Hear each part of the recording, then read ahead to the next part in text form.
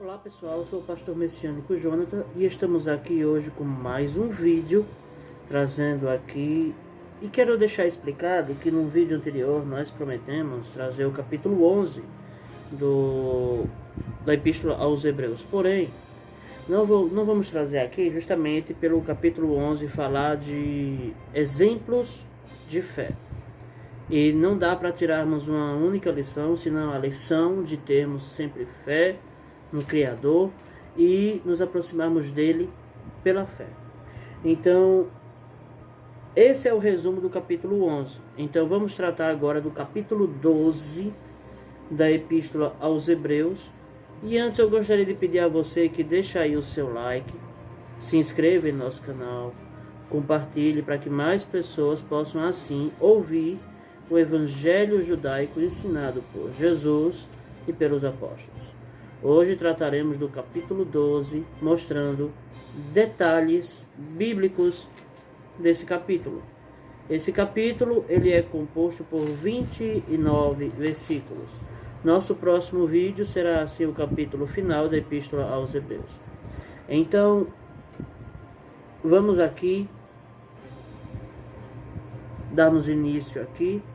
No capítulo 12, versículo 1 em diante, está escrito: portanto, nós também, pois que estamos rodeados de uma tão grande nuvem de testemunhas, deixemos todo o embaraço e o pecado que tão de perto nos rodeia, e corramos com paciência a carreira que nos está proposta.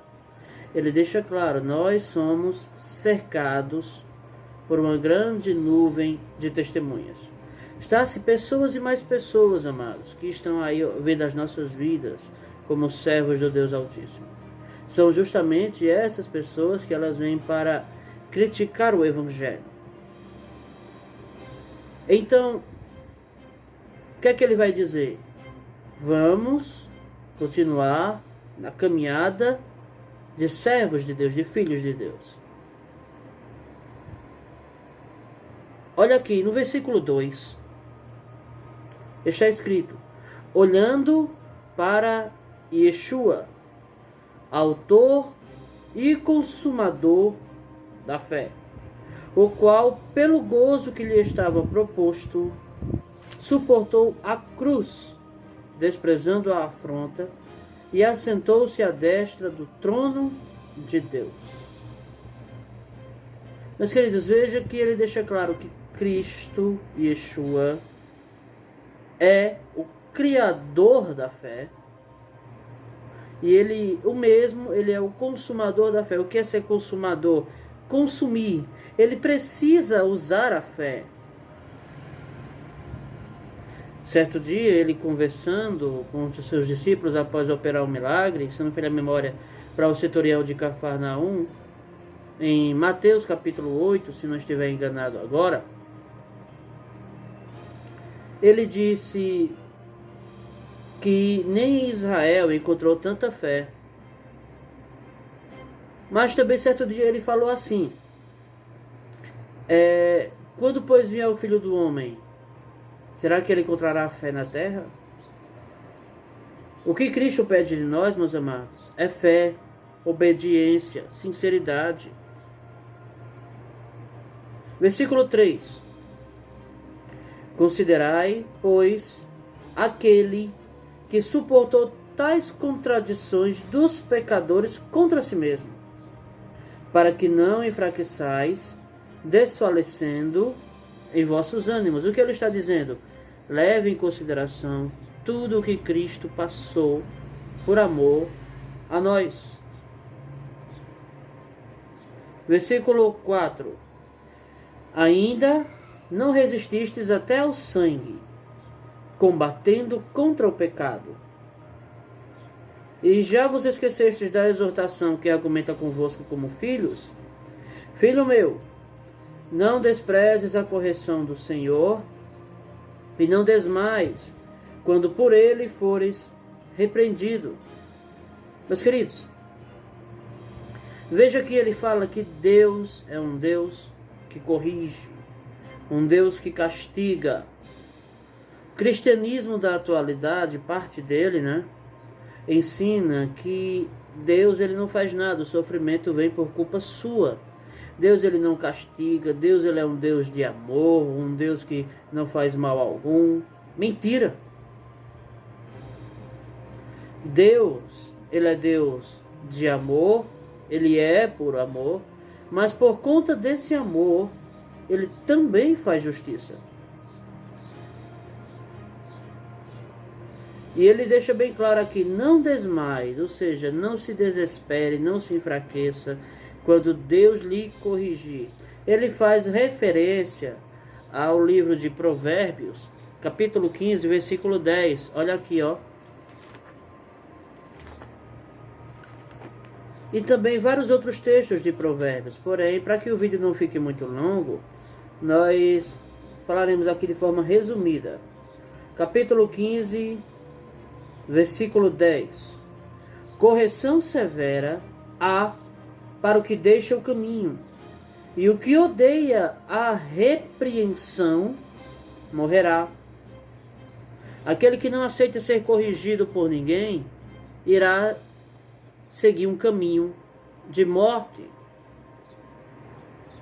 Aí veja que além disso também existe, após esse texto aqui no versículo 5 de Hebreus 12, vamos ler agora o versículo 6 e vamos ver que referência esse versículo está fazendo. Porque o Senhor corrige o que ama e açoita a qualquer que recebe o filho. Deuteronômio capítulo 8, versículo 5. Vamos lá? O que é que diz aqui? O escritor aos Hebreus ele deixa claro, Deus corrige ao que ama e açoita. O que é açoitar? Açoitar é você literalmente bater com grande força, deixar marcas, com varas, chicotes. Isso é o açoitar, não é simplesmente... Mas Deus é espírito, como é que Deus pode açoitar alguém? Quer saber como? Colocando o ser humano no sofrimento, para que ele aprenda a obedecer. Deus não açoita? Açoita. Principalmente se você souber a verdade e mesmo assim quiser praticar a mentira. Aí você será açoitado. Nem tenha dúvidas disso. E o açoitamento de Deus é no âmbito físico, no âmbito das coisas, para assim dizer, nas coisas que estão ao seu redor.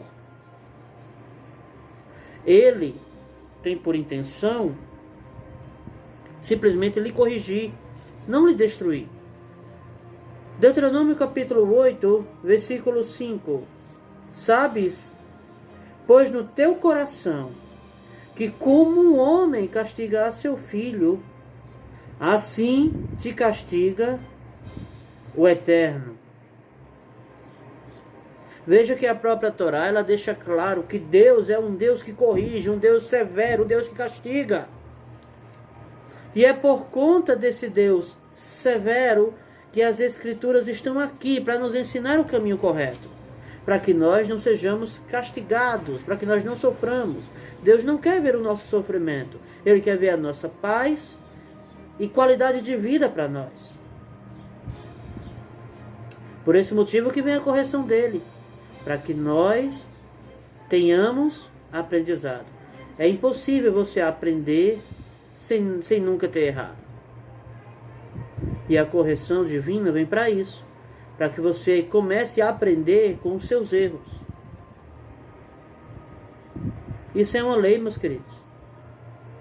É a chamada lei da semeadura. O Eterno, ele sempre vai andar por essas leis que ele mesmo instituiu. E são essas leis que vão fazer ele tomar certas atitudes conosco. Se nós tomamos atitudes boas, as leis que ele constituiu da semeadura irão fazer com que venham coisas boas. Se nós tomamos atitudes erradas, a lei da semeadura irá fazer com que venham até nós coisas erradas, coisas ruins. Mas vamos aqui. Versículo 7 de Hebreus 12. Se suportais a correção, Deus vos trata como filhos. Porque que filho há a quem o pai não corrige? Está dizendo, se você suporta, Deus te trata como se fosse filho. Ou seja, você se diz filho de Deus, então aguente a correção. Aguente a dor, aguente o sofrimento. Meus queridos, nós vemos aí afora os pecadores pecando, blasfemando, e ao mesmo assim conquistam tudo o que precisam. E Deus não os castiga. É bem como está escrito no Salmo 73. Porque Deus não os castiga, porque eles não são filhos de Deus. Mas eu e você, que temos essa ligação com o Criador, precisa se entender que se tomarmos uma atitude errada, seremos castigados por Ele. Aqueles que estão fora do corpo de Cristo não sofrerão o castigo que eu e você vamos sofrer. Não se deixe levar pelo pensamento de que por Deus ser somente amor, Ele não vai lhe castigar, que isso é mentira. Isso é mentira. Agora, se você suporta ser corrigido, Deus te tratará como filho. Se você, porém, não suporta, Deus não tratará você como filho. Ou seja, você não será filho de Deus se você não tiver uma estrutura mental para suportar a correção de Deus. Ele jamais terá você como filho se você não tiver uma estrutura mental para aguentar o sofrimento que vem contra você. Já no versículo 8, o que é que ele vai dizer aqui de Hebreus 12? Escute bem. Mas, se estáis sem correção, da qual todos são feitos participantes, sois então bastardos e não filhos. Se Deus não corrige você pelas suas atitudes erradas, então porque você não é filho dele. É simples. Se Deus não faz com que você sofra pelas suas atitudes erradas, é porque você não tem nenhum parentesco com o Criador. Você é um qualquer no mundo, uma pessoa que simplesmente está vivendo sem objetivo na vida. Isso aqui quem diz é Paulo, escrevendo aqui a Epístola aos Hebreus. Ele diz, se estáis sem disciplina, sem correção, então não sois filhos, mas bastardos. Se Deus não te corrigir, é porque você não é filho dele. É simples. Versículo 9. Além do que, tivemos nossos pais, segundo a carne, para nos corrigirem, e nós os reverenciamos. Não nos sujeitaremos muito mais ao Pai dos Espíritos para vivermos? Ele deixa claro, nós temos os nossos pais, nosso pai, nossa mãe, e mesmo assim nós os respeitamos. Será que não iríamos nos sujeitar muito mais ao Pai de todos os Espíritos para que possamos ter vida? Aqui, versículo 10. Porque aqueles, na verdade, por um pouco de tempo, nos corrigiam, como bem lhes parecia. Mas este, para nosso proveito, para sermos participantes da sua santidade. O que ele está dizendo? Nossos pais nos corrigiam como eles achavam melhor, como eles queriam dar a educação a gente. Já o Senhor, Ele nos corrige com, por assim dizer, como eu posso dizer, um objetivo, com uma meta. Qual é a meta? De nós sermos santos como Ele é santo. Essa é a meta dele, por isso que Ele nos corrige, por esse motivo que Ele nos faz sofrer. Versículo 11. E na verdade, toda a correção ao presente, ou seja, no momento, não parece ser de prazer, senão de tristeza. Mas depois produz um fruto pacífico de justiça nos que são exercitados por ela. Ou seja, de início, a correção não vem para trazer alegria. A correção dói. E é por esse motivo que muitos pais não querem corrigir seus filhos. Porque vê lá os filhos chorando, aí sente logo aquela agonia no peito. Ah, por que eu fiz isso? Se dói em nossos filhos, também vai doer em nós. Mas, fazendo isso, nós vamos corrigir tanto a eles, quanto a nós. As pessoas têm que aprender isso. Você acha que para Deus é fácil nos colocar no sofrimento para que nós aprendamos a agir como Ele? Meus queridos, não é a dor ou o sofrimento que o Eterno quer para nós. O que Ele quer para nós é paz e santidade. Versículo 12. Portanto, tornai a levantar as mãos cansadas e os joelhos desconjuntados, e fazei caminhos direitos para os vossos pés, para que o que manqueja não se desvie inteiramente, antes seja sarado. Que manqueja aqui, meus irmãos, são aquelas pessoas fracas, aquelas pessoas que não têm uma mentalidade suficiente para suportar a verdade.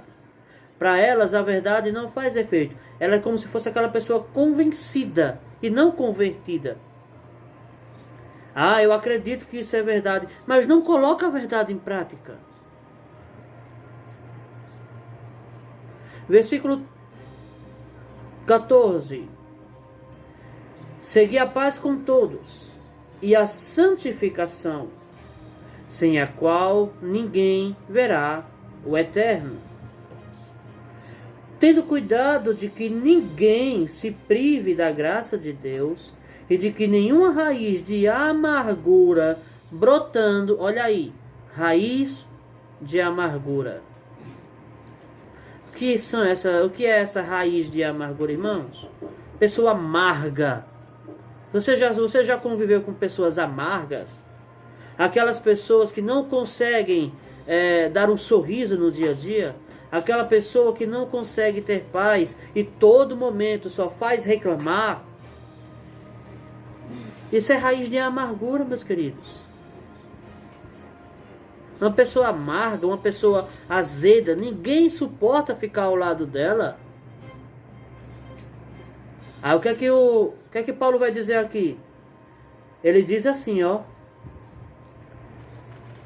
Versículo 15. Tende cuidado de que ninguém se prive da graça de Deus e de que nenhuma raiz de amargura brotando vos perturbe e por ela muitos se contaminem. Uma pessoa amarga contamina os outros que estão ao seu redor. Uma pessoa que só vive reclamando, ela tem a capacidade de contaminar os outros que estão ao seu redor. Sabia? Uma pessoa que não busca santidade, ela tem a capacidade de destruir a santidade das pessoas que estão ao seu redor.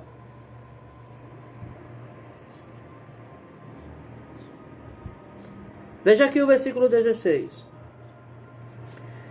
E ninguém seja devasso ou profano como Esaú, que por uma refeição vendeu seu direito de primogenitura. Porque bem sabeis que, querendo ele ainda depois herdar a bênção, foi rejeitado, porque não achou lugar de arrependimento, ainda que com lágrimas o buscou. Veja que Paulo aqui ele é bem categórico, ele disse, não haja como Esaú. Não se deixe, por assim dizer, levar pelo seu impulso. Esaú queria comer, se deixou levar pelo desejo e vendeu a sua primogenitura para Jacó. Foi profano. O que é que ele está dizendo? Não seja igual a ele. Não haja pelos seus impulsos. Não haja pelos seus desejos. Controle seus impulsos. Deus lhe deu essa capacidade de fazê-lo. Se você não consegue controlar os seus impulsos, há algo errado. Você tem alimentado muito mais a sua carne do que o seu espírito.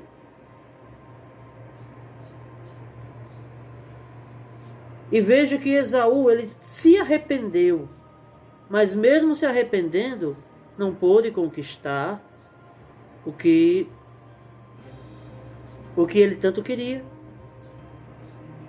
Tem certas atitudes, amados, que nós tomamos que seremos obrigados a suportar as consequências delas. Então, para que você não passe pelo que Esaú passou, controle seus membros. Controle sua boca. Controle seus impulsos. Versículo 18. Diz assim: porque não chegastes ao monte palpável, aceso em fogo, e à escuridão, e às trevas, e à tempestade, e ao sonido da trombeta, e à voz das palavras, a qual os que a ouviram pediram que se lhes não falasse mais, porque não podiam suportar o que se lhes mandava. Se até um animal tocar o monte, será apedrejado ou passado com um dardo. Foi isso que foi dito no Monte Sinai, quando o monte ficou em densas trevas. Mas existem pessoas, que usam essa descrição do Monte Sinai para querer declarar que ali não era Deus, era o diabo, porque Deus é luz e jamais Deus iria aparecer em trevas tão espessas. Meus queridos, ele deixa claro que ele não está se desfazendo disso aqui como muitos se desfazem. O que ele está ensinando é justamente que o que foi dito, que qualquer pessoa que se aproximasse do Monte Sinai no dia da revelação a Moshe deveria morrer. E quem mataria seria um anjo do Eterno. Não uma pessoa, mas o anjo de Deus. Versículo 21. E tão horrível era a visão que Moisés disse: estou todo assombrado e tremendo. Mas chegastes ao monte Sião e à cidade do Deus vivo, a Jerusalém celestial e aos muitos milhares de anjos. Em primeiro lugar, quero esclarecer algo aqui. Porque quando Deus apareceu a Moisés, ele apareceu em densas trevas. Meus queridos, se ele aparecesse com toda a sua luz, nós morreríamos. Luz emite calor. E o que é que o calor iria fazer conosco? Nós morreríamos queimados. Por esse motivo, ele fez com que as trevas comprimisse a sua luz. Ele diminuiu a sua glória e na medida que ele a diminuiu, fez com que Moisés pudesse vê-lo pelas costas. E esse episódio aqui é relatado na Epístola aos Hebreus. Isso que é o mais interessante aqui. Paulo não diz que isso é algo demoníaco. Ele diz que isso foi algo assustador. É diferente de ser demoníaco. Mas vamos lá. Ele diz que no versículo 22 que nós chegamos a Jerusalém celeste. O que é Jerusalém celeste? Através de Cristo, nós temos acesso à nova Jerusalém, à nova Jerusalém. Versículo 23. A Universal Assembleia e Igreja dos Primogênitos, que estão escritos nos céus, e a Deus, o juiz de todos, e aos espíritos dos justos aperfeiçoados, e a Jesus, o mediador de uma nova aliança, e ao sangue da aspersão, que fala melhor do que o de Abel. Através dessa revelação, nós podemos chegar a todas essas coisas aqui. E ele fala, e igreja dos primogênitos. Quem é essa igreja dos primogênitos? Aí as pessoas falam, essa igreja aqui é a igreja cristã. Não. Essa igreja aqui é o Israel, a nação israelita. Porque os cristãos, as outras nações, elas estão acrescentadas na primeira parte, universal, assembleia. Aí ele pega a nação de Israel e se refere a ela de uma forma diferente, colocando como igreja dos primogênitos. Se você for parar para estudar um pouco os profetas, você verá que Deus chama Israel de seu primogênito. Consequentemente, quando se fala igreja dos primogênitos, se refere exclusivamente a Israel. Quando se fala Assembleia Universal, se refere a nós. Versículo 25. Vede que não rejeiteis ao que fala, porque se não escaparam aqueles que rejeitaram o que na terra os advertia, muito menos nós, se nos desviarmos daquele que é dos céus, a voz do qual moveu então a terra. Mas agora anunciou dizendo, ainda uma vez comoverei não só a terra, senão também o céu. O apóstolo, ele vai fazer citação no versículo 26 do livro de Ageu. Olha aí o que diz o profeta Ageu. Ageu capítulo 2, versículo 6.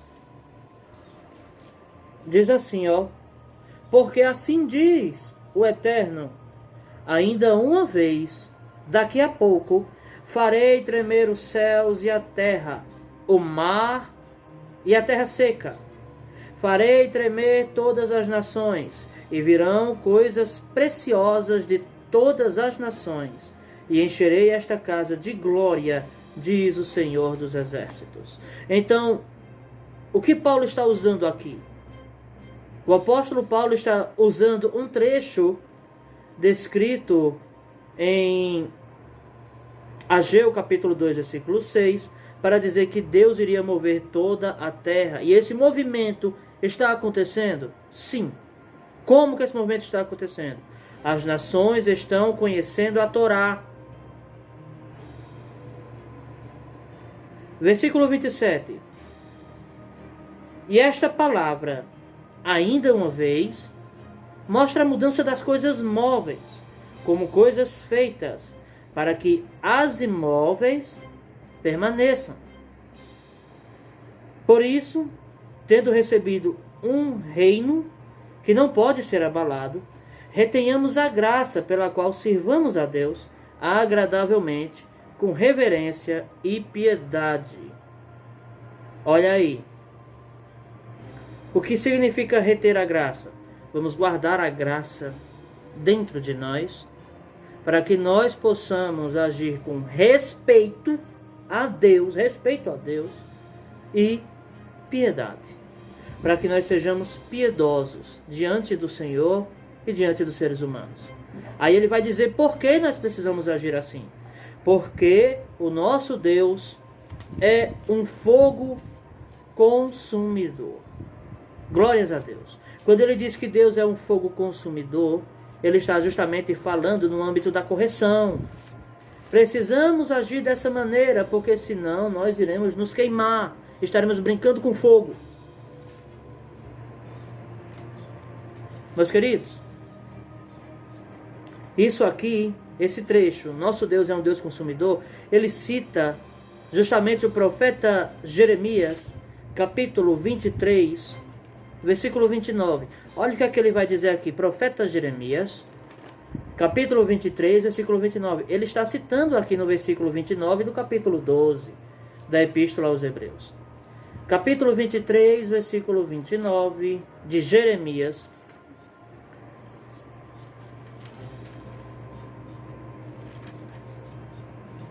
E isso aqui, meus amados, como eu disse, quero trazer detalhes e deixar bem claro que as epístolas, elas são cartas. E o cristianismo quer porque quer colocar a sua própria interpretação em palavras isoladas. Não é dessa forma. Uma carta deve ser lida como um todo, levando em consideração todo um contexto que ela nos apresenta.